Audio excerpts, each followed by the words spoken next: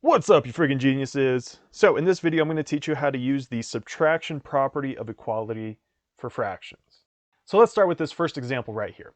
Y plus 5/16 is equal to 9/16. How would you solve this? Well, whenever we have a variable like this, the point is to isolate it by itself on one side of the equation. Or in other words, on one side of this equal sign right here. So that means we have to get rid of this plus 5/16 somehow. Okay, so in order to undo this plus 5/16, I'm just gonna subtract 5/16. All right, but whatever you do to one side of the equation, you also have to do to the other side of the equation. So if I'm gonna subtract 5/16 from here, I also have to subtract 5/16 from this side. Okay, so now this plus 5/16 minus 5/16 just goes to 0. So then we're just left with y on this side of the equation. And then that's going to be equal to, right, equal to 9/16 minus 5/16. So let's write that out. 9/16 minus 5/16. Okay, now we just have to simplify this subtraction right here. So what is 9/16 minus 5/16? Well, in order to add or subtract fractions, they have to have the same denominator, which in this case they do, okay? So we're going to keep that same denominator, and all we're going to subtract is just the numerators, or the top numbers, okay? So what's 9 minus 5? 9 minus 5 is 4. So let's write this answer down here. So y is equal to, right, y is equal to 4/16. Okay, and can we simplify this answer anymore? Well, actually we can, right? Because we can divide the top and the bottom by 4.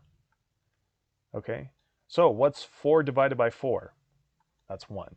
And then that's going to go over, right? Go over 16 divided by 4, which is 4.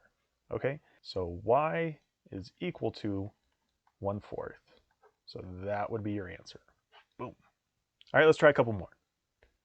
Okay, so here we have m plus negative 8/15 is equal to negative 4/15. Now the first thing you're going to want to do here is simplify your signs right here. So whenever you're adding a negative number, just get rid of this addition symbol. So this is actually m minus, right, minus 8/15. Okay, and then that's going to be equal to negative 4/15. Equal to negative 4/15. Okay, so we simplified our signs right there. So now we're just left with m minus 8/15 on this side. So I want to isolate this variable, right?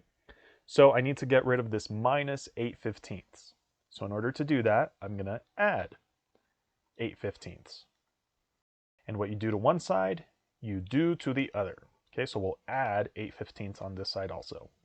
Okay, so now simplifying some things, minus 8/15 plus 8/15, that just goes to 0, right? So we're just left with m on this side, and then that's going to be equal to negative 4/15 plus 8/15. Okay, negative 4/15 plus 8/15. Okay, so how can we simplify this? Well, as you can see, we have the same denominator here already, so we're going to keep it. And then on top, we have negative 4 plus 8. Negative 4 plus 8 is equal to positive 4. So this simplifies to 4/15. So your final answer here would be m is equal to 4/15. That's your answer. All right, let's try one more. Okay, so here we have h plus 10/7 is equal to 2/3. So again, what we want to do is isolate the variable, right? So we need to get rid of this plus 10/7. So in order to undo that, I'm going to subtract 10/7. Okay, and I also have to do it to the other side, right? Subtract 10/7.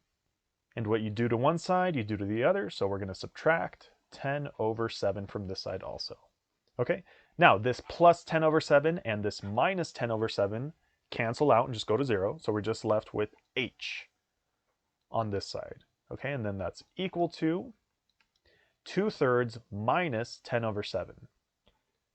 2/3 minus 10/7. Okay, in order to subtract fractions, they have to have the same denominator, which in this case they don't, right? So how can we make them have the same denominator? One easy way of doing that is just cross multiplying their denominators, okay?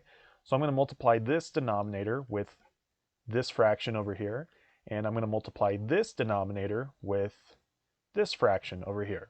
Okay, so I have a 3 here, right? So I'm going to multiply the top and the bottom by 3.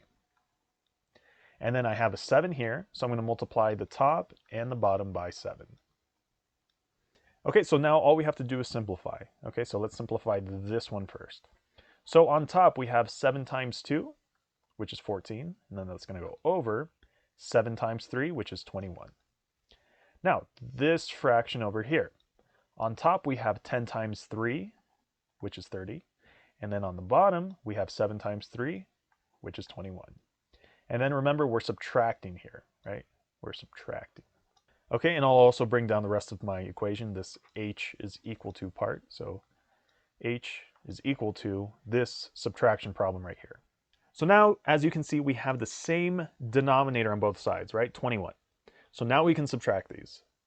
So this is going to be equal to, well, we have a 21 here, we have a 21 here, so we're going to keep the 21 down there, okay? And then on top, we have 14 minus 30. What's 14 minus 30?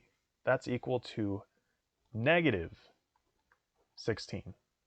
So here we have negative 16 over 21. So h is equal to